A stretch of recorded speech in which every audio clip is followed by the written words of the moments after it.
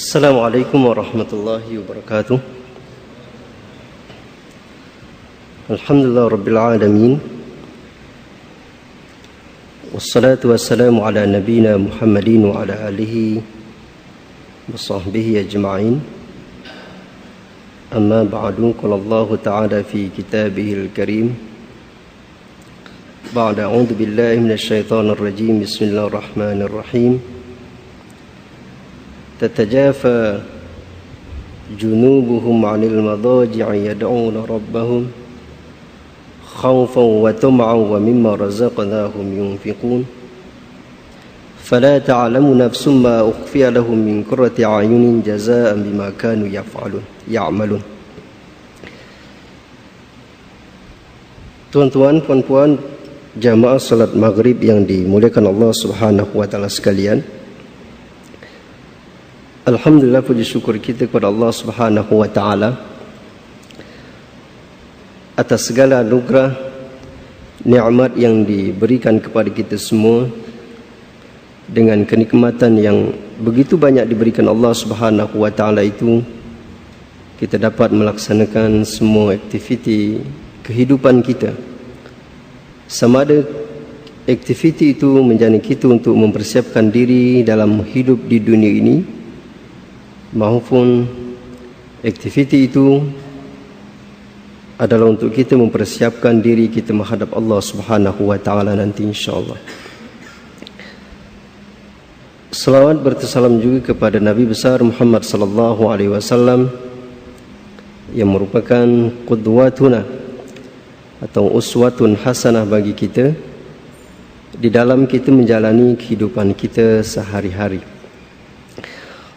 Tuan-tuan, puan-puan kasih Allah Subhanahu wa taala sekalian, minta maaf berdiri saya di sini selaku menggantikan salat ustaz kita yang tak dapat hadir. Jadi di sini adalah sebagai naibul fa'il dalam pengganti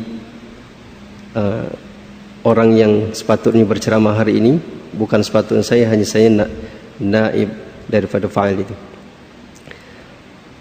Dan saya juga minta maaf nanti kalau apa yang saya jelaskan, apa yang saya sampaikan nanti tidak berkenan di hati tuan-tuan dan puan-puan sekalian.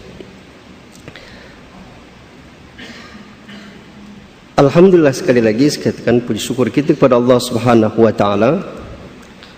Pada kesempatan yang berbahagia ini, saya ingin mengajak tuan-tuan dan puan-puan sekalian mengkaji, berkongsi sama kita dalam mengkaji salah satu hadis Rasulullah sallallahu alaihi wasallam yang dirangkumkan di dalam kitab Arba'in An-Nawawi yang dikarang oleh Imam An-Nawawi dan ditafsirkan atau disyarahkan oleh Dr. Mustafa Al-Bughal. Ingin saya sampaikan, ingin saya kongsikan kepada tuan-tuan dan puan-puan sekalian. Sebelum kita masuk kepada hadis itu, saya selalu teringat kepada muqaddimah yang disampaikan oleh Imam An-Nawawi. Hadis ini sangat menarik dan hadis ini bagi saya sangat memotivasi bagi diri kita, bagi diri saya khususnya mungkin, dan harapannya nanti kepada tuan-tuan dan puan-puan sekalian. Sebagaimana disampaikan dalam muqaddimah itu, Imam An-Nawawi rahimallahu taala anhu meriwayatkan salah satu hadis yang hadis ini sedikit mencabar bagi kita. Dan hadis ini sangat bernilai bagi kita kalau kita ingin mengamalkan daripada hadis itu sendiri. Imam Nawawi menukilkan salah satu hadis Rasulullah sallallahu alaihi wasallam yang berbunyi, Qala Rasulullah sallallahu alaihi wasallam, man hafiza ala ummati 40 hadithan min amri diniha ba'athahu Allahu yaumal qiyamati fi zumratil fuqaha'i wa zumratil ulama. Jadi kata Rasulullah sallallahu alaihi wasallam, barang siapa dari umatku yang menghafalkan hadis, yang menghafalkan 40 hadis daripada perkara agamanya atau tentang agamanya, maka dia akan dibangkitkan oleh Allah Subhanahu wa taala pada hari kiamat nanti di tengah-tengah himpunan atau golongan para fuqaha dan para ulama.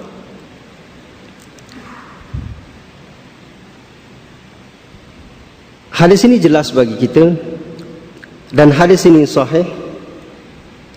Yang menukilkan adalah Imam An-Nawawi rahimallahu taala anhu, yang merupakan latar belakang beliau mengarang sebuah kitab yang masyhur bagi kita mungkin, yang selalu kita dengar adalah Arba'in An-Nawawi atau hadis 40 yang dikarang oleh Imam An-Nawawi.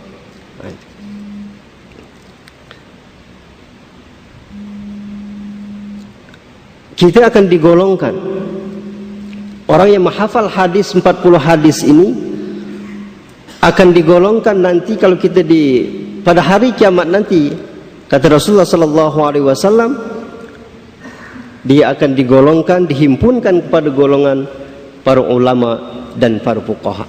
Artinya kita nanti akan satu himpunan nanti, satu perkumpulan nanti kita akan dibangkitkan oleh Allah Subhanahu wa taala nanti di hari kiamat nanti. Kita akan dihimpunkan, akan dikumpulkan bersama orang-orang yang ulama itu, bersama orang-orang yang dianggap oleh Allah Subhanahu wa taala sebagai ulama.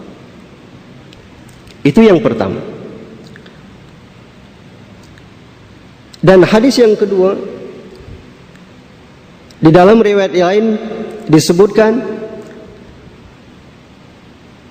man hafiza min ummati 40 hadithan ba'athahu Allahu faqihan wa aliman. Yang kedua, dalam hadis yang lain, kita juga akan dibangkitkan nanti pada hari kiamat orang yang menghafal hadis 40 hadis ini nanti,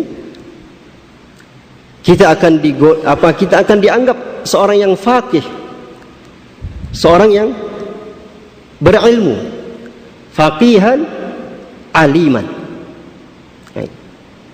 Faqih lagi alim.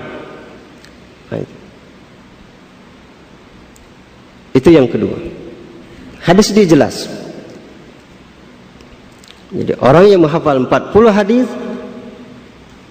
dari kalangan umatku yang berhubungan dengan perkara agamanya, dia akan dibangkitkan oleh Allah Subhanahu wa taala nanti faqihan aliman.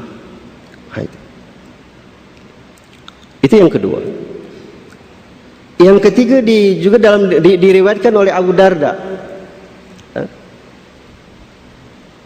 man hafiza ummati 40 hadithan wa kuntu lahu yaumal qiyamati syafi'an wa syahidan. Yang ketiga, ini hadis juga yang diriwayatkan oleh Abu Darda radhiyallahu anhu. Orang yang menghafal 40 hadis daripada perkara agamanya, maka pada hari kiamat nanti, kata Rasulullah sallallahu alaihi wasallam, aku akan memberi syafaat. Wa kuntu, berarti wa kuntu, maka saya nanti, kata Rasulullah, akan memberi syafaat pada hari kiamat nanti terhadap orang yang menghafal hadis 40 itu. Dan juga nanti kata Rasulullah sallallahu alaihi wasallam, wa kuntu syahidan, dan nanti saya akan sebagai saksi terhadap dia pada hari kiamat nanti. Nah, itu hadis yang ketiga. Jadi Rasulullah sallallahu alaihi wasallam nanti akan memberikan syafaat kepada kita, dan dia sebagai saksi nanti di hari kiamat di hadapan Allah Subhanahu wa taala. Syaratnya adalah kita kena hafal 40 hadis. Itu yang ketiga. Yang keempat, hadis juga yang diriwayatkan oleh Ibnu Mas'ud radhiyallahu taala anhu, man hafiza min ummati 40 haditsan fi amri diniha qila lahu dukhul min ayyi abwabil jannati syi'ata. Jadi orang yang menghafal hadis 40 hadis tadi, sekali lagi 40 hadis tadi, akan dikatakan padanya qila lahu, nanti pada hari kiamat nanti, kata Rasulullah sallallahu alaihi wasallam, katakan kepada orang yang menghafal 40 hadis itu, udkhul min ayyi babin min ayyi abwabin min babil jannah syi'ta. Atau kama qala Rasulullah sallallahu alaihi wasallam, masuklah kalian, masuklah ke dalam pintu-pintu surga yang kau kehendaki. Itu yang keempat. Yang pertama, saya ulang sekali lagi, kita akan dikumpulkan nanti pada hari kiamat nanti, kita akan dihimpunkan atau dikumpulkan kepada golongan fuqaha wal ulama. Yang kedua, kita menghafal hadis 40 hadis itu, kita akan dijadikan sebagai kita akan dibangkitkan sebagai orang yang faqih, aliman, dan juga kita orang yang dianggap digolongkan sebagai orang yang alim. Kalau tadi dikumpulkan bersama orang alim, kalau yang hadis kedua kita yang menjadi yang alim. Nah, itu. Yang ketiga, kita akan mendapatkan syafaat daripada Rasulullah sallallahu alaihi wasallam, dan juga Rasulullah sallallahu alaihi wasallam akan menjadi saksi kita di hadapan Allah Subhanahu wa taala. Itu yang ketiga. Yang keempat, akan dikatakan kepada kita, akan disuruh kita, Allah Subhanahu wa taala akan menyuruh para malaikat ini, qila lahu udkhul min ayyi abwabil jannah. Nanti para malaikat akan disuruh oleh Allah Subhanahu wa taala, katakan wahai malaikat kepada orang yang menghafal hadis itu, sila nak masuk surga melalui pintu yang mana kita kehendaki. Subhanallah. Okey. Yang terakhir, hadis yang terakhir yang diriwayatkan oleh Ibnu Umar radhiyallahu anhu.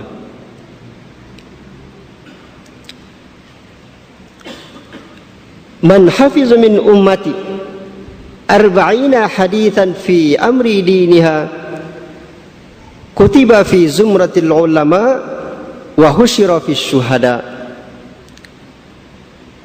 Barang siapa yang menghafal 40 hadis dalam perkara agama yang kata Rasulullah sallallahu alaihi wasallam, maka dia dituliskan dalam golongan ulama dan dihimpun bersama ulama dan orang-orang yang mati syahid. Kita akan dihimpunkan, kita akan dikumpulkan dengan ulama, dan kita juga akan dianggap sebagai seorang ulama, dan kita juga akan dibangkitkan bersama orang-orang yang mati syahid.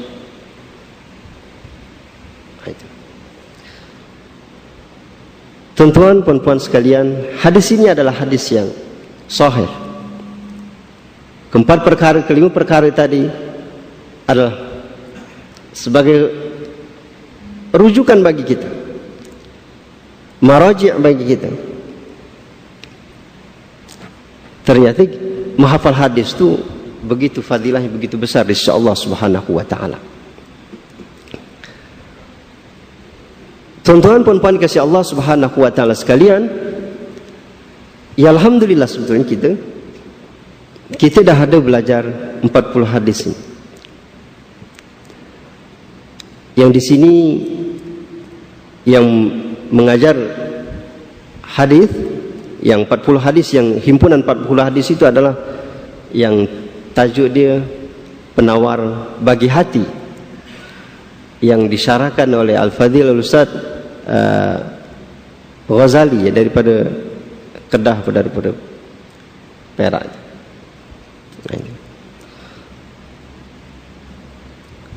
Persoalannya, apakah hadis yang kita pelajari itu kita dah cuba untuk menghafalnya? Itu yang pertama. Yang kedua, apakah hadis itu atau kitab penawar bagi hati itu kita telah memilikinya? Kalau kedua ini belum kita dapatkan, apakah hadis itu telah kita catatkan di buku catatan kita sebagai mengikut kuliah-kuliah ilmu kita? Nah, itu.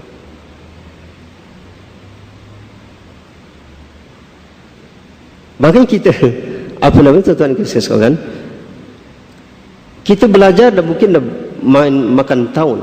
Artinya kita dah, kalau saya ingat di sini itu saya dah 5 tahun. 5 tahun.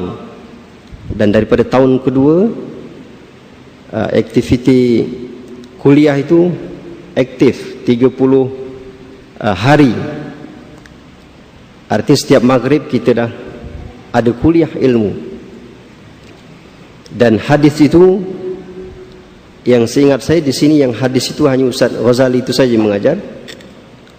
Walaupun adik-adik yang lain dia hanya tidak fokus kepada kitab hadis, walaupun dia menyampaikan hadis. Itu. Maka saya ingin pada kuliah hari ini, artinya tuan-tuan sekalian, ingin memotivasi diri, khususnya kepada diri saya sendiri, dan mengajak kepada tuan-tuan sekalian, supaya kita ada sedikit mengambil berat untuk kita setidaknya kita menghafal walaupun beberapa hadis, walaupun beberapa hadis sedikit kita hafalkan. Walaupun bukan berarti kita, tuan-tuan sekalian, artinya kita duduk di majlis ilmu begini, dengan kita duduk dan kita mendengarkan, kita tidak mendapat fadilah, itu lain cerita. Itu mesti kita akan mendapatkan fadilah di sisi Allah Subhanahu wa taala dengan kita duduk kita dalam majlis-majlis ilmu itu. Itu. Tapi yang perkara yang saya ingin kongsikan sama itu adalah fadilah kita menghafal hadis itu. Fadilah kita memahami dan menghafalkan hadis. Maka di sini ini sebagai latar belakang, Imam Nawawi rahimahullah taala anhu mengarang sebuah kitab disebut dengan Arba'in An-Nawawi. Beliau mengarang kitab Imam Nawawi yang dikarang dengan Arba'in An-Nawawi, 40 hadis. Imam Nawawi yang yang masyhur kita dengar itu, ini sebagai motivasi dari beliau. Ini awal latar belakang beliau. Walaupun sebetulnya ramai orang yang ulama-ulama yang mengarang hadis 40 ini. Yang mengarang hadis 40 ini ramai. Bukan hanya Imam Nawawi saja. Maka saya ingatkan itu, penawar bagi hati itu ustaz lain atau ulama lain yang mengarang. Ya, di situ.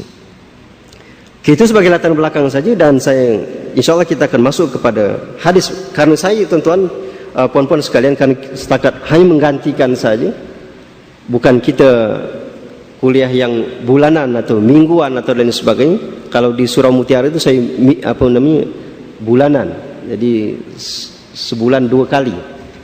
Jadi kita kita mengajinya daripada awal, jadi awal sampai ya berterusan lah, pasal kita sifatnya mingguan bahkan bulanan begitu. Jadi karena saya hanya setakat menggantikan saja, jadi saya akan ambil salah satu hadis saja daripada kitab ini sebagai motivasi bagi kita dalam kita beribadah kepada Allah Subhanahu wa taala. Insyaallah kita akan masuk kepada hadis yang ke-29. Hadis yang ke-29 daripada hadis Arba'in Imam Nawawi.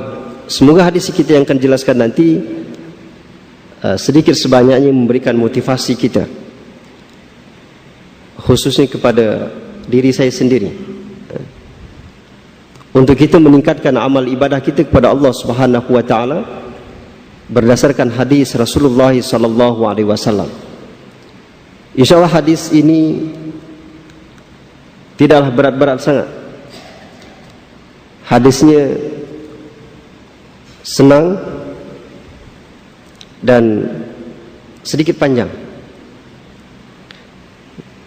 InsyaAllah saya akan bacakan hadis, matan hadis. Sekali lagi insyaAllah kita sama-sama mengambil pengajaran dan pelajaran daripada hadis ini. An Mu'adz bin Jabal radhiyallahu anhu qala qultu ya Rasulullah akhbirni bi'amalin yudakhilunil jannata wa yuba'iduni 'anil nar. Qala laqad sa'alta 'an 'azim wa innahu la yasirun 'ala may yassarahu Allah ta'ala 'alaihi ta'budullaha la tusyriku bihi syai'a wa tuqimus salata wa tu'tiz zakata wa tasumur ramadan wa tahujjul baita. Thumma qala ala adulluka ala abwabil khair as-sawmu jannatun was-sadaqatu tudfi'ul khati'ata kama yudfi'ul ma'un nar wa salatul rajuli fi jawfil lail.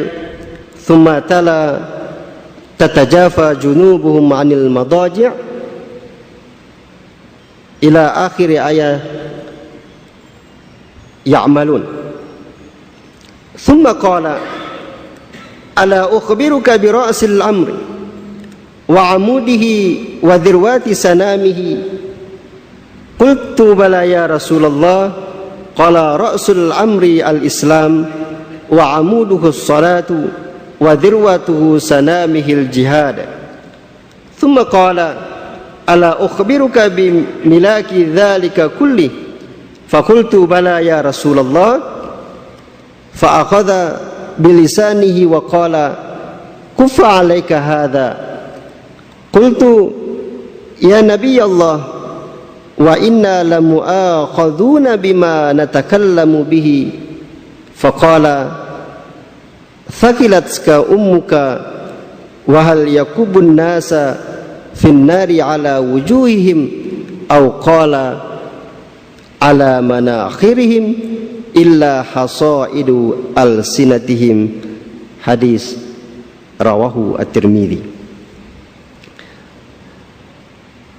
Maksudnya daripada Mu'adz bin Jabal radhiyallahu taala anhu, katanya aku berkata, ya Rasulullah, beritahulah kepadaku tentang amalan yang memasukkan aku ke dalam surga dan menjauhkan aku daripada neraka.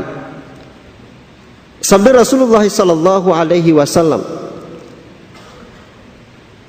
sesungguhnya engkau telah bertanya tentang sesuatu yang besar, dan sesungguhnya amalan itu mudah bagi siapa yang dipermudahkan oleh Allah Subhanahu wa taala. Hendaklah engkau menyembah Allah dan tidak mempersekutukannya dengan sesuatu apapun. Dirikanlah salat, berikanlah zakat, berpuasalah di bulan Ramadan dan kerjakan haji di Baitullah.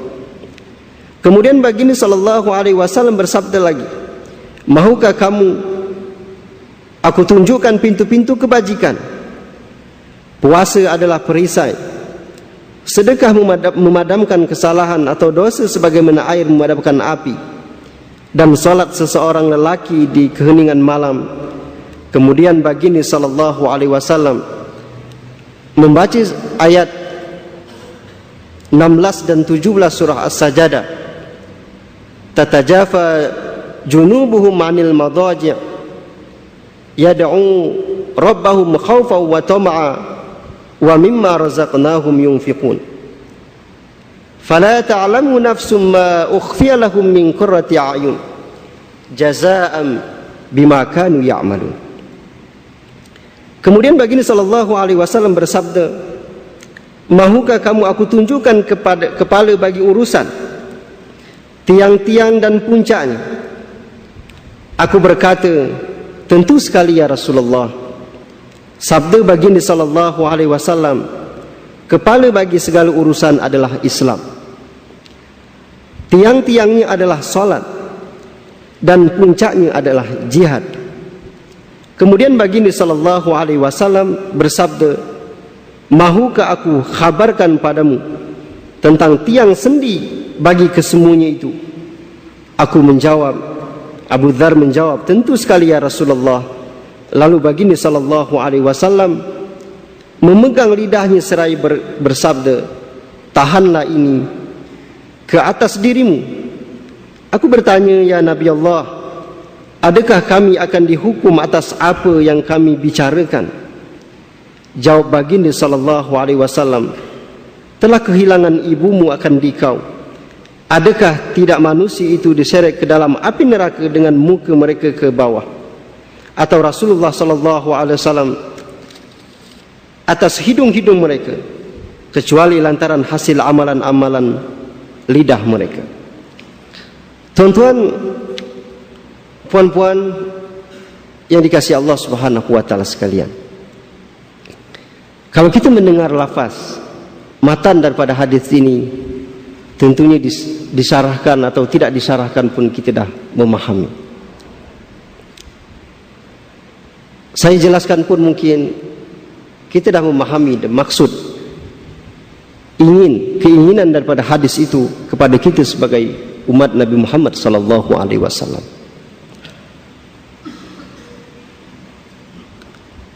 Bahwa kehidupan kita ini, kita selalu beribadah atau beramal,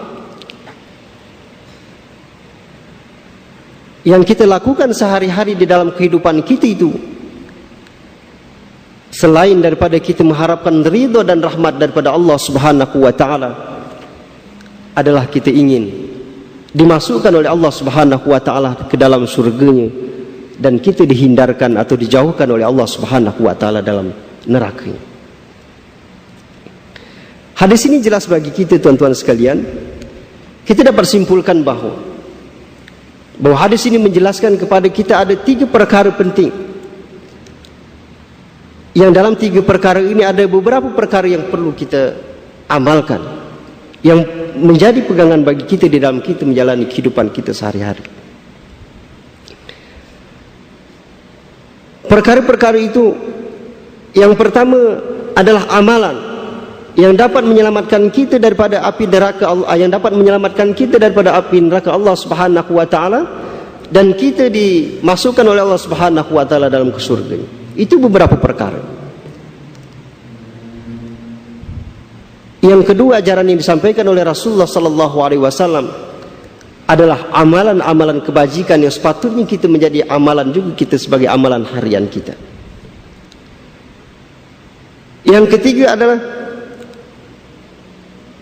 sebetulnya ada urusan perkara, induk daripada perkara, induk daripada urusan di dalam kehidupan kita ini adalah sebagaimana disebutkan oleh Rasulullah sallallahu alaihi wasallam tadi. Artinya kita dengan berpegang kepada tiga pegangan, nanti ada beberapa uraian nanti, insyaallah kita selain daripada ridha dan rahmat Allah Subhanahu wa taala, kalau kita berpegang dengan ini, insyaallah kita akan diselamatkan oleh Allah Subhanahu wa taala daripada api nerakanya, dan kita akan dimasukkan oleh Allah Subhanahu wa taala dalam surga. Right. Yang pertama kata Rasulullah sallallahu alaihi wasallam,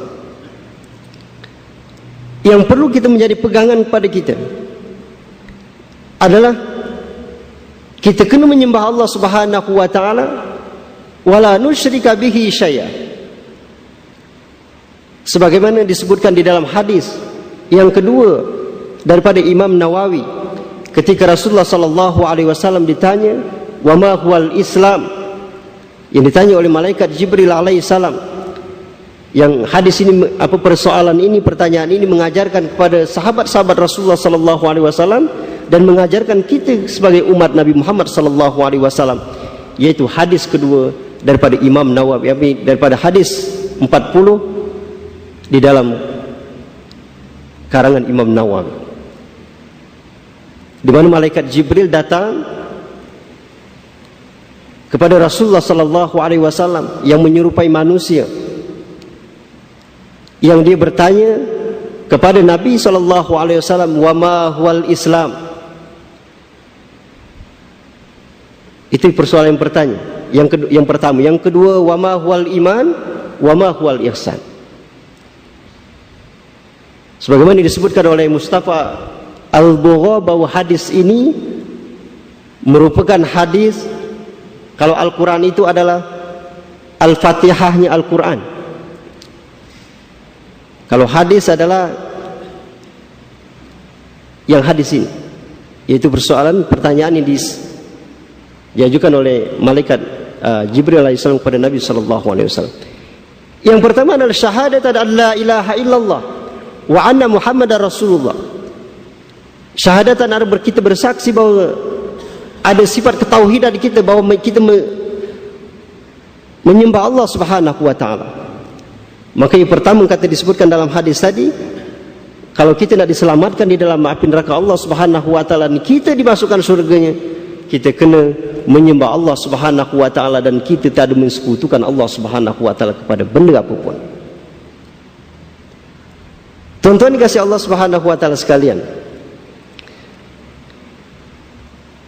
syarahan syahadah, syahadah yaitu syahadat. Kalau kita nak mensyarahkan syahadah itu sendiri atau mentafsirkan dan memahami syahadat itu, tidak setakat kita hanya terjemahan saya bersaksi, saya naik saksi bahwa tiada Tuhan selain Allah dan Muhammad adalah utusan Allah.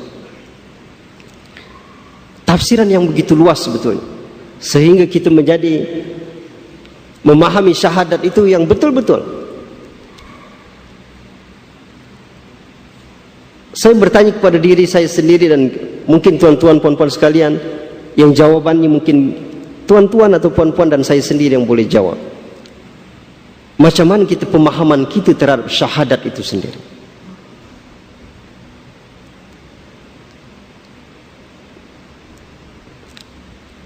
Macam mana kita dalam mengamalkan makna syahadat? Ini yang kita masih berat kita dalam beramal, karena syahadat kita terkadang itu syahadat yang belum kita memaknai dengan sebenar-benarnya. Oke, itu yang pertama. Artinya kita kalau nak selamat kita daripada api neraka Allah Subhanahu wa taala, dan kita akan dimasukkan oleh Allah Subhanahu wa taala dalam surganya. Yang pertama kita tadi, sekali lagi saya katakan, adalah kita menyembah Allah Subhanahu wa taala, dan jangan kita menyekutukan Allah Subhanahu wa taala dengan benda apapun.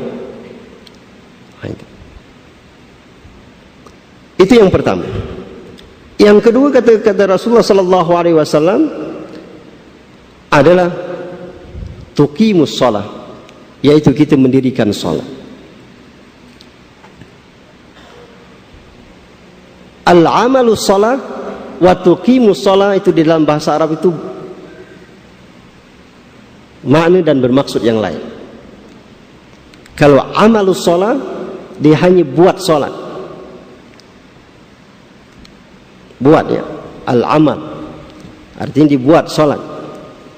Tapi tuqimus sholat, mendirikan sholat ini mulai daripada sebelum kita mendirikan sholat itu sampai kita salam dan selepas salam. Maka kita kena belajar disebut dengan fiqhus sholat, arti fikih sholat. Nah, itu. Kalau amalan saja mungkin kita dah ramai yang mengamalkan sholat, tapi kita yang betul-betul mendirikan sholat,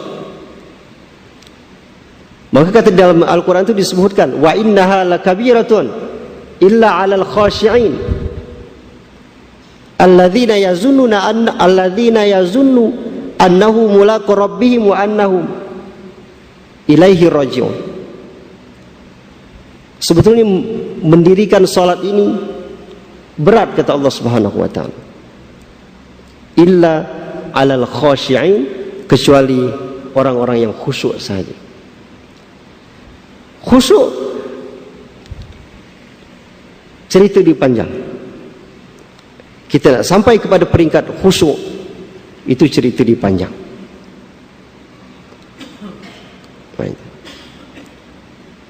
Itu yang pertama, solat. Nah, macam mana kita solat kita, tuan-tuan puan sekalian? Artinya solat yang boleh menyelamatkan kita daripada api neraka Allah Subhanahu wa taala. Yang solat yang boleh menghantarkan kepada kita kepada surga Allah Subhanahu wa taala. Ini kita kena belajar lagi. Nanti ustaz lain yang akan menjelaskan. Saya setakat menyebutkan amalan-amalan saja. Okay. Yang kedua, kata Rasulullah sallallahu alaihi wasallam, yang akan menyelamatkan kita daripada neraka Allah dan akan memasukkan kita kepada surga Allah Subhanahu wa taala, wa ita'iz zakat, yaitu kita menunaikan zakat. Itu. Menunaikan zakat. Wa amma fiqhus zakat, dan adapun yang berkenaan dengan fikih zakat itu sendiri, ustaz lain yang akan menjelaskan. Ya. Amalan-amalan saja. Okay. Biar kita sampai habis hadis itu. Okay. Yang keempat, kata Rasulullah sallallahu alaihi wasallam, as-saumur Ramadan, yang akan menyelamatkan kita daripada api neraka Allah Subhanahu wa taala adalah as-saumur Ramadan, puasa dalam bulan Ramadan. Yang terakhir adalah hijjul bait, yaitu kita haji, berangkat haji ke Baitullah Makkah Al-Mukarramah. Itu yang akan menyelamatkan kita. Maka disebut dengan arkanul Islam. Bunyal Islamu ala khamsin, ada 5 perkara tadi. Itu. Islam itu akan terdiri dan kita akan diselamatkan oleh Allah Subhanahu wa taala minimal perkara 5 perkara ini tadi betul-betul kita menjadi pegangan dia. Tapi tuan-tuan sekalian, kalau boleh kita menjadikan salat itu, menjadikan arti kita syahadat, mulai syahadat tadi kita menyembah Allah Subhanahu wa taala sampai kita haji tadi, betul-betul amalan itu melalui fikih, melalui pemahaman kita, melalui pemahaman yang betul-betul. Jangan kita hanya setakat zakat, hanya setakat tunai. Kita tunaikan zakat saja, lepas. Yang penting lepas kewajiban. Solat macam itu, yang penting solat. Tapi yang perlu kepada kita adalah solat itu penting. Bukan yang penting solat, tapi solat itu adalah penting bagi diri kita. Ya, itu adalah perkara yang kedua, dan mempunyai 5 perkara pun yang kita jadi pegangan kita.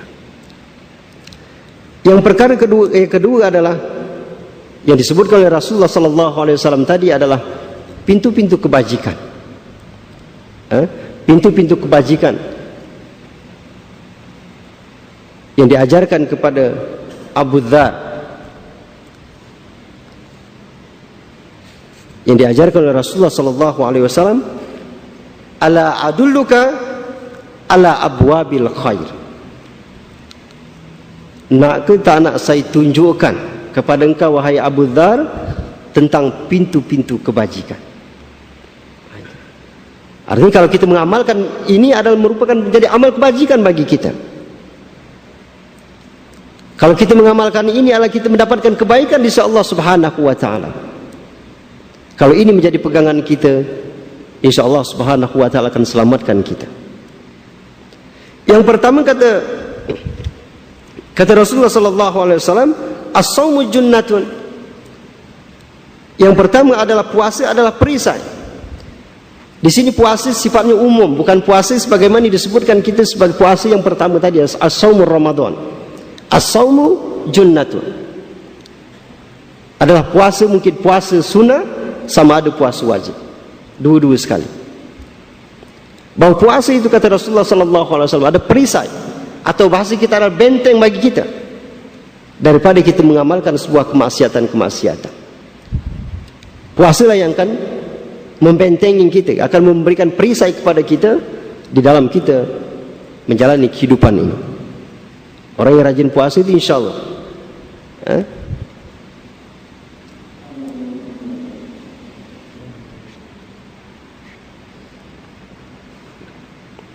insya Allah kita sambung sedikit lagi biar dapat semua, tapi mungkin penjelasan kita akan panjang sangat supaya kita dapat. Yang kedua adalah pintu-pintu kebajikan atau abwabul khair. Sebagaimana disebutkan oleh Rasulullah sallallahu alaihi wasallam, yang pertama adalah puasa. Yang puasa di sini as-saumu junnah, jadi puasa di sini umum sifatnya.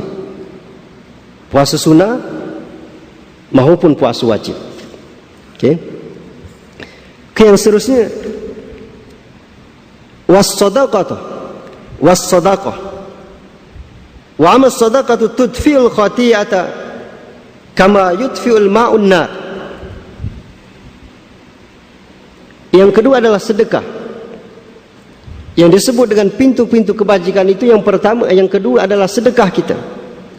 Karena sedekah ini kata Rasulullah sallallahu alaihi wasallam, tudfi'ul khati'ata kama tudfi'un nar, kama tudfi'ul ma'un nar. Bahwa sedekah ini adalah memadamkan kesalahan kita atau menghapuskan kesalahan kita atau menghapuskan dosa-dosa kita. Yang dosa-dosa kecil tentunya, bukan dosa-dosa yang besar, yang syirik atau dan lain sebagainya. Sebagaimana kata Rasulullah sallallahu alaihi wasallam, tudfi'ul ma'un nar. Sebagaimana air memadamkan api.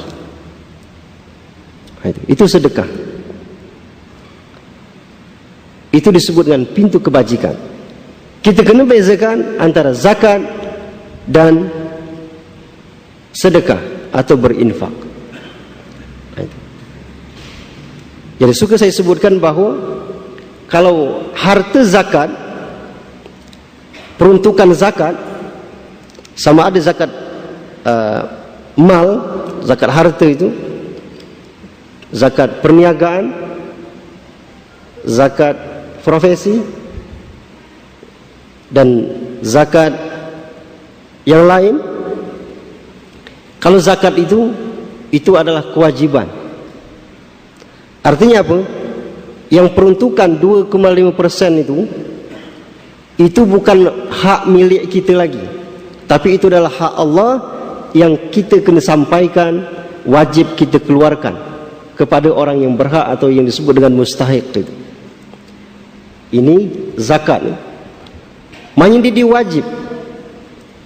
Bila wajib itu, kalau kita boleh saja itu disebut dengan, kalau kita ambil harta zakat itu dan kita sampaikan, berarti kita membersihkan harta kita dan jiwa kita.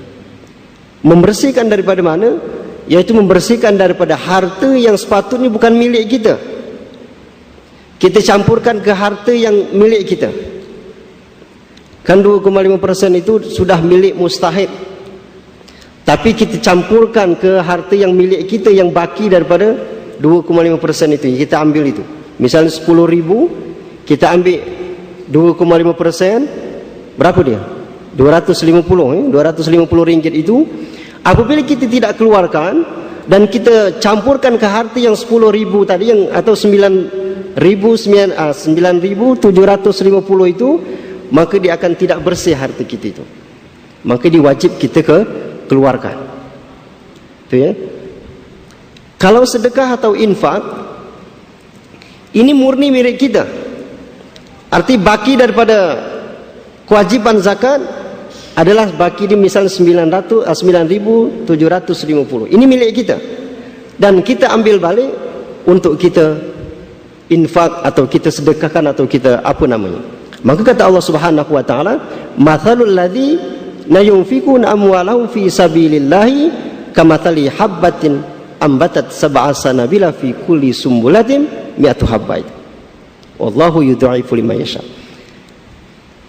Jadi lain cerita dia.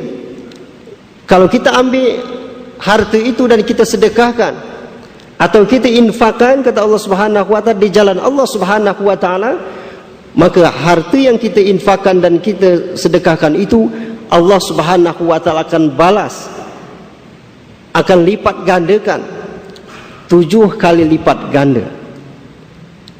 Diumpamakan, ini Allah yang mengumpamakan, bukan siapa-siapa, tapi mathalul ladzina yunfiqu amwalahum fi sabilillah kamathali habbatin anbatat sab'a sanabila fi kulli sumbulatin mi'atu habbah.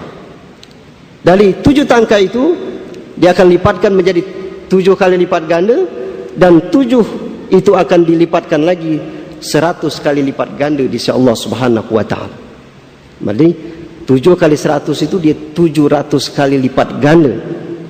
Dan kata Allah, wallahu yudha'if liman yasha. Wallahu yudha'ifu liman yasha, dan Allah Subhanahu wa taala Maha berkehendak untuk melipat gandakan lebih daripada itu lagi. Nah, itu lain. Kita kena bezakan sedekah dan zakat. Maka sedekah tadi disebut dengan amal kebajikan di sisi Allah Subhanahu wa taala. Maka kata Rasulullah sallallahu alaihi wasallam, sedekah itu sebagai amal kebajikan, amal kebaikan. Dan kalau kita rajin sedekah, kata Rasulullah sallallahu alaihi wasallam, tudfiul khati'ata, dia akan memadamkan atau menghapuskan kesalahan-kesalahan kita, kama tudfiul ma'un nar, sebagaimana air tadi memadamkan api. Nah, itu dia punya fadilah di situ. Maka disebut dengan amal kebajikan. Oke, yang ketiga daripada yang kedua. Yang ketiga kata Rasulullah sallallahu alaihi wasallam, apa tadi? Wa salatul rajuli fi jawfil lail. Yaitu salat seseorang pada malam hari. Kemudian Rasulullah sallallahu alaihi wasallam menyebutkan 2 ayat, dan ayat ini selalu kita dengar. Kita hari Jumat, pagi Jumat subuh itu kita dengar dalam surah Sajadah ayat 16 dan 17. Tatajafa junubuhum 'anil madaji'i yad'una rabbahum khaufan wa tama'a wa mimma razaqnahum yunfiqun. Nah, itu. Jadi kata Allah Subhanahu wa taala, lambung mereka atau pundak kita, belakang kita, mereka jauhkan daripada tempat tidurnya. Tatajafa junubuhum 'anil madaji', dan mereka selalu berdoa kepada Allah Subhanahu wa taala dengan penuh rasa takut, khaufan wa tama'a, penuh rasa takut dan ada sebuah harapan yang begitu berharap pada Allah Subhanahu wa taala. Wa mimma razaqnahum yunfiqun, dan mereka selalu menafkahkan apa rezeki yang kami berikan kepada mereka. Wa mimma razaqnahum yunfiqun. Okay. Yang ketiga adalah qiyamul lail.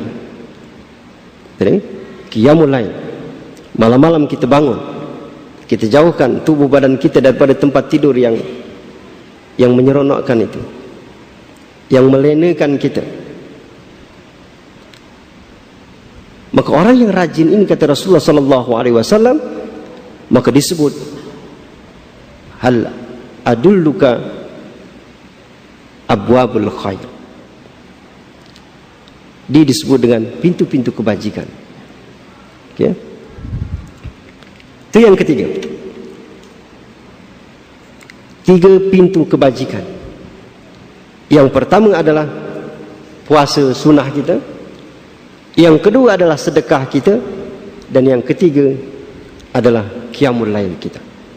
Salat malam kita yang disebut dengan abwabul khair di sisi Allah Subhanahu wa taala. Yang seterusnya tuan-tuan sekalian, nak menghabiskan hadis ini, yang perkara yang ketiga, yang perkara pertama tadi yang menyelamatkan kita daripada api neraka dan memasukkan kita kepada surga ada 5 perkara. Yang kedua tadi adalah pintu-pintu kebajikan, tadi ada 3 perkara. Dan yang keempat ini disebutkan oleh Rasulullah SAW, kepala daripada urusan yang kita lakukan tadi dan tiang-tiangnya dan puncaknya daripada perkara urusan yang kita lakukan tadi, yang pertama adalah al-Islam. Bagaimana keislaman kita?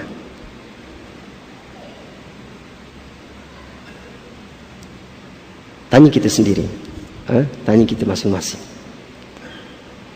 Tak boleh saya nak menjustif seseorang atau saya sendiri. Mungkin kita bertanya pada diri saya sendiri, bagaimana keislaman kita?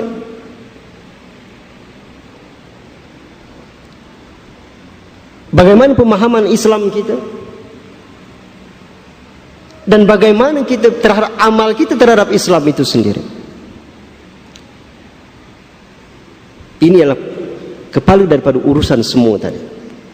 Yang kedua kata Rasulullah SAW, disebutkan Islam itu dan tiang daripada Islam itu adalah solat kita.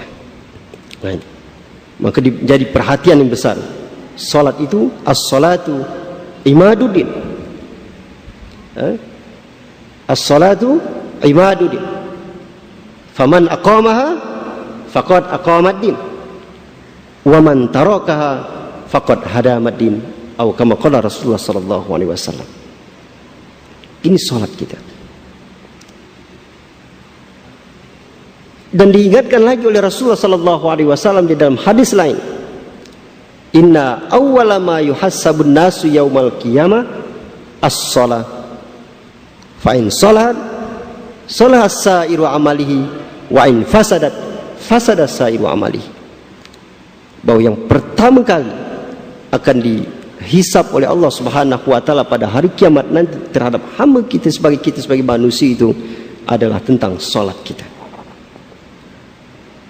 Fa in salahat kata Rasulullah, kalau salat kita betul, mulai daripada niat kita pergi salat itu sendiri,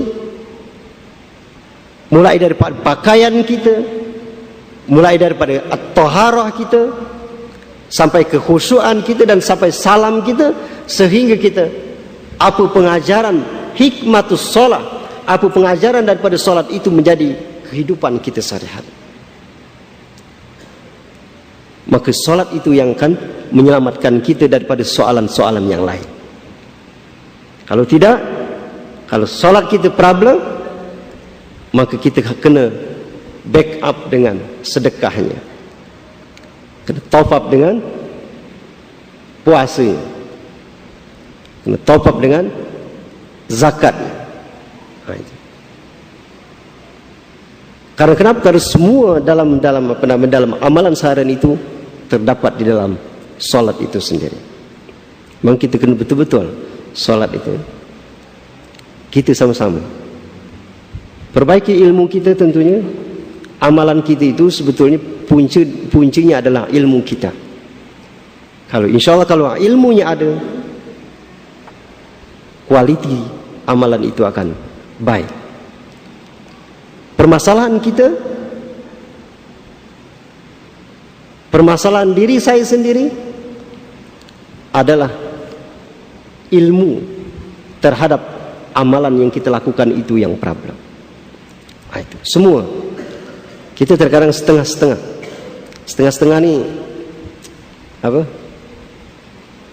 Paham zakat sikit, paham sedekah sikit, paham solat sikit. Tapi insyaAllah dengan sikit itu banyak insyaAllah. Itu kualiti daripada amalan kita itu tak seperti amalan sahabat-sahabat Rasulullah sallallahu alaihi wasallam. Itu. Solat tak ada pernah protes. Sahabat Nabi tidak pernah protes terhadap solat bila di belakang Nabi sallallahu alaihi wasallam.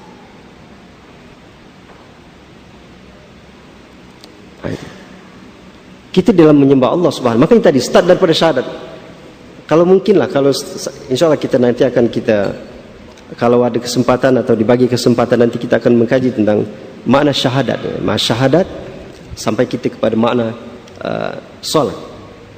Atau disebut makna syahadatain. Sampai kepada qabulu syahadatain. Sampai diterimanya syahadat kita itu. Kod-kod kita ni, syahadat kita pun tak diterima oleh Allah Subhanahu wa taala. Pasal syahadat kita, pemahaman kita hanya setakat tiada Tuhan selain Allah. La ilaha illallah wa anna Muhammadar Rasulullah. Tiada Tuhan selain Allah, Muhammad utusan Allah. Mungkin khawatir kita hanya setakat itu pemahaman kita. Masih panjang cerita. Disebut kalau banyak dalam kitab-kitab itu ma'rifatus syahadatain. Sampai kepada qabulu syahadatain. Ada yang membatalkan syahadat kita. Itu dipanjang ceritanya. Okey. Tuan-tuan kasih Allah Subhanahu wa taala sekalian, salat kita tadi adalah tiang daripada agama kita. Kekuatan Islam, nampaknya syiar Islam adalah daripada solat kita itu sendiri. Makanya ada ungkapan Islam itu akan ditakuti oleh Yahudi dan Nasara itu kalau kita solat jamaah subuhnya seperti jamaah solat Jumat. Ini perkara apa? Solat, tuan-tuan. Itu. Tambah tahun kita, solat subuh kita macam tu. Tidak bertambah. Itu. Inilah yang tidak. Makanya solat. Kata Rasulullah sallallahu alaihi wasallam, as-salatu imaduddin. Solat itu adalah tiang daripada agama itu. Artinya kalau kokoh solat umat Islam itu, maka Islam itu akan kuat. Coba kita bayangkan dan kita kira sendiri persentase yang solat. Tuan-tuan, saya pernah baca research daripada Datuk Dr. Fadilah Khamsah. Pernah baca tak? Melayu di Malaysia yang tidak solat tu 80%. Tahun 2000 berapa? 2008 atau 2000 sekian. Yang tidak solat itu 80%. Mana yang solat ada 20%. Ini masih itu lagi, tuan-tuan. Yang solat ke masjid berapa peratus? Yang solat di rumah berapa peratus? Itu satu soalan lagi. Yang kedua, kualiti solat itu. Panjang cerita lagi. Kita nak kata bahawa masyarakat kita itu memang solat saja tidak kuat, maka Islam kita pun tidak kuat. Maka kita bila bicara hukum ini, ramai yang tolak. Bila cakap ini tak sesuai zaman. Bila cakap ini, kita ni negara ini. Kita bila cakap ini, pasal apa? Tiang ni tidak kuat. Jadi tiang, kalau kita umpamakan sebuah bangunan, tiang yang tidak kuat, kita nak pasang, nak kita cantikkan sikit macam ini, tumbang. Nak tambah ini, tumbang. Perkara ini adalah as-salat. Maka kata Rasulullah sallallahu alaihi wasallam, wa umuduha as-salat, maka tiang daripada perkara tadi adalah, semua perkara urusan tadi adalah salat kita. Kalau masyarakat Islam, kita kualiti solat kita, kualiti ibadah solat kita telah baik, dan umat Islam menjalankan dengan baik, umat Islam menjalankan, semua umat Islam hampir melaksanakan solat itu, insyaAllah Islam itu akan nampak gagahnya, akan nampak syiar Islam itu sendiri. Yang kedua, kita bukan berarti kita dah berbangga sangat dengan kita dah menjalankan solat ini, akan tetapi kita kena mengkaji balik. Arti kita kena muhasabah lagi macam mana pemahaman saya terhadap solat itu sendiri. Macam mana saya memahami solat itu. Macam mana pemahaman kita terhadap arkanus solat, rukun solat itu sendiri. Mulai daripada taharah kita, tuan-tuan. Taharah itu kalau Imam Al-Ghazali sebutkan itu, at-taharah itu mulai daripada berangkat kita. Niat, daripada niat itu. Niat kita nak pergi solat, sampai kita mengambil air sembahyang. Macam mana taharah kita? Dah betul ke? Dah sampai ke khusyuk ke tidak? Taharah kita nak sembahyang tu khusyuk tidak? Itu persoalan. Sampai kita arkanus solat, sampai kita ke solat, macam mana kita duduk, kita berdiri tegak, kita nak melaksanakan solat itu, sampai kita salam. Ini kita tanya kita diri kita masing-masing tentunya. Hanya kita, saya nak ingatkan bahawa okey.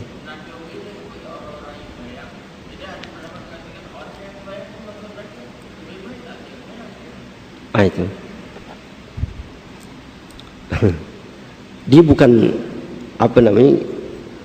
fawailul lil musallin. Jadi celaka ya, atau ada yang terjemahkan rakuil untuk orang yang solat. Itu sambung ayat itu apa? Fawailul lil musallin alladzina hum an salatihim sahun. Jadi dilalai ke solat dia. Lalai ada dua tafsiran.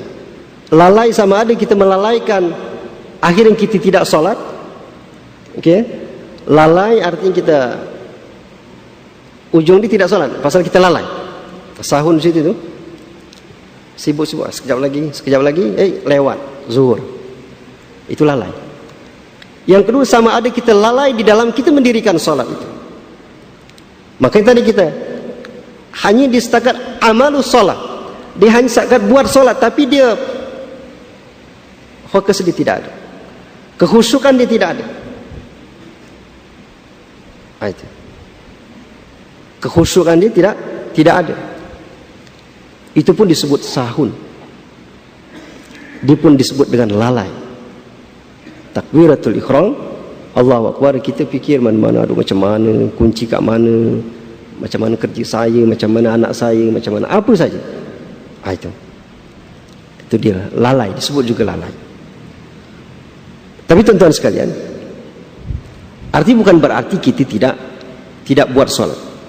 Watslu ma uhiya ilaika wa aqimis salata innas salata tanha anil fahsya'i wal munkar. Itu maksudnya apa? Dirikan solat itu dulu. InsyaAllah kita dengan mendirikan, dengan istiqomah kita mendirikan solat itu, kita belajar fiqh shalah, kita belajar hikmatus shalah, kita pelajari apa-apa yang terkandung di dalam solat itu, insyaAllah kita akan kekhusyukan itu, lalai itu akan hilang dalam diri kita. Selalu orang yang cakap itu solat baru sekali, dua kali, ya sama je. Solat pun lalai juga. Itu pun salah. Watsu ma uhiya ilaika, bacakan apa yang diwahyukan kepadamu wahai Muhammad, wa aqimis shalah, dan dirikan solat. Perintah dirikan solat itu perintah itu. Dirikan solat itu perintah. Maka hasilnya innas salata tanha anil fahsya'i wal munkar. Dia akan ada hasil nanti. Ada natijah di dalam kita mengamalkan solat itu. Okey ya? Tuan-tuan sekalian, itulah hadis yang ke-29 yang dinukilkan oleh Imam Nawawi yang diriwayatkan oleh Imam Tirmizi. Dan semoga hadis ini tuan-tuan sekalian memberikan motivasi kepada kita untuk kita menambahkan ilmu kita tentang menyembah Allah Subhanahu wa taala atau syahadat kita kepada Allah Subhanahu wa taala. Yang kedua, kita mencuba kita untuk memahami, muhasabah diri tentang pemahaman kita terhadap solat kita. Bertanyalah dengan diri tuan-tuan dan puan-puan sendiri. Saya pun akan memuhasabah diri sendiri. Yang ketiga, kita macam mana zakat kita. Yang keempat, macam mana kita puasa kita. Semua solat, puasa sama. Kalau tadi sahur, lalai. Kalau puasa, kamin so'imin, kata Nabi, laisa lahu min siyamihi ilal ju'i wal atas. Ramai orang yang puasa, tapi puasa dia hanya dapat dahaga dan lapar sahaja. Dia puasa, itu, tapi dia tidak mendapatkan apa-apa dari puasa itu. Dan saya nak sampaikan sekali lagi, pesan daripada Rasulullah sallallahu alaihi wasallam yang terakhir, "Tsumma qala ala ukhbiruka bima la yakdzalika kullahu?" Faqultu bala ya Rasulullah. Fa akhadha bil lisanihi wa qala kufa 'alaika hadha, atau kama qala Rasulullah sallallahu alaihi wasallam. Yang terakhir lalu bagi dia sallallahu alaihi wasallam, mahukah aku habarkan padamu, yang terakhir ini insyaallah, mahukah aku habarkan padamu wahai Abu Dzar tentang tiang sendi daripada semua yang saya sebutkan tadi. Abu Dzar menjawab, tentu sekali ya Rasulullah. Lalu baginda sallallahu alaihi wasallam memegang lidahnya, kufa 'alaika hadza, memegang lidahnya seraya bersabda, tahanlah ini atas dirimu. Kufa hadza, kufa 'alaika hadza, tahan mulut. Artinya apa? Terkadang amalan kita ini dirusak oleh mulut kita. Terkadang amalan kita dah betul-betul, tapi kita rusak dengan mulut kita, dengan lisan kita. Maka Rasulullah sallallahu alaihi wasallam sebagai pesan akhirnya, wahai Abu Dzar, kufa 'alaika hadza, tahan ini lidah. Kita boleh saja kita bercakap saya dah bersyahadat, saya dah menyembah Allah. Kita terkadang kita dah mengatakan kita dah solat, tapi solat kita masih banyak cakap kita tidak betul. Kita zakat, tapi zakat kita menyakiti orang. Kita sedekah, tapi sedekah kita menyakiti orang, bukan kita membantu orang. Pasal apa? Pasal mulut kita. Itu. Oleh karena itu, orang yang sebetulnya yang rajin ibadahnya, tentunya mulut dia akan terjaga. Maka kata Rasulullah sallallahu alaihi wasallam, wa qala kufa 'alaika hadza, tahan mulut kita. Dan insyaallah kita sama-sama menjaga ini, karena ini adalah tiang dan sendi daripada apa yang kita pelajari tadi. Aku qauli hadza wa astaghfirullahu li wa lakum. Dan kita insyaallah kita sama-sama kita tutup dengan doa kafaratul majlis. Dan sekali lagi saya minta maaf kalau ada kesilapan dan kekurangan apa yang saya sampaikan. Dan kepada Allah Subhanahu wa taala saya mohon ampun. Dan semoga hadis yang kita pelajari tadi memberikan manfaat khasnya kepada diri saya sendiri, dan tentunya memberikan manfaat kepada tuan-tuan dan puan-puan sekalian insyaallah. Dan sekali lagi aku qauli hadza, kita tutup dengan doa kafaratul majlis. Subhanakallahumma wa bihamdika asyhadu an la ilaha illa anta astaghfiruka wa natubu ilaik. Bismillahirrahmanirrahim. Wal 'asr innal insana lafi khusr illa alladziina aamanu wa 'amilus shalihati wa tawassaw bil haqqi wa tawassaw bis sabr. A'udzu billahi minasyaitonir rajim. Bismillahirrahmanirrahim. Allahumma ij'al jam'ana hadza jam'an marhuma wa tafarraqana min ba'dihi tafarruqan ma'suma. Allahumma arinal haqqan haqqan warzuqna ittiba'a wa arinal batila batila warzuqna ijtinaba. Allahumma rabbana atina fid dunya hasanah wa fil akhirati hasanah wa qina adzabannar. Wa sallallahu ala nabiyyina Muhammadin wa ala alihi wa ashabihi ajma'in. Walhamdulillahi rabbil alamin. Wa akhiru minni assalamualaikum warahmatullahi wabarakatuh.